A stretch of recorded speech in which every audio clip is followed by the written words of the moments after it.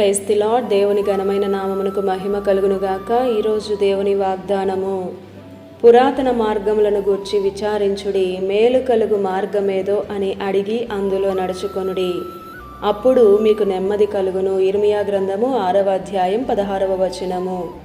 ఈ ఉదయకాల సమయంలో సజీవుడైనటువంటి దేవుడే సమస్త మానవాళికి నెమ్మదిని అనుగ్రహించేవాడని ఇర్మియా మనకు తెలియజేస్తూ అంటున్నాడు. పురాతన మార్గములను గూర్చి విచారించి మేలు కలిగే మార్గమేదో అని అడిగి నడుచుకొనుడి, అప్పుడే మీకు నెమ్మది కలుగుతుంది అని. ఈరోజు చాలామంది నెమ్మది సమాధానం లేక పలు చోట్లకు పలు ప్రదేశాలకు రకరకాలుగా వెళ్తూ ఉన్నారు. చాలామంది వారికున్న శత్రువులను బట్టి, వారికున్న బిజీ లైఫ్ను బట్టి, అనారోగ్యాలను బట్టి అలసిపోయి నెమ్మది లేని స్థితిలో చాలామంది ఉన్నారు. అయితే నమ్మదగిన దేవుడే మనకు నెమ్మదినిస్తానంటున్నాడు. నా యొద్దకు రండి అని పిలుస్తున్నాడు. చాలామంది హృదయాలు దేవునికి దూరంగానే ఉన్నాయి. నోవాహు ద్వారా లెమెకు తరమునకు నెమ్మది కలుగజేశాడు. అదే రీతిగా యెహోషువ ద్వారా దేవుడు ఇశ్రాయేలీయులకు నెమ్మది కలుగజేశాడు.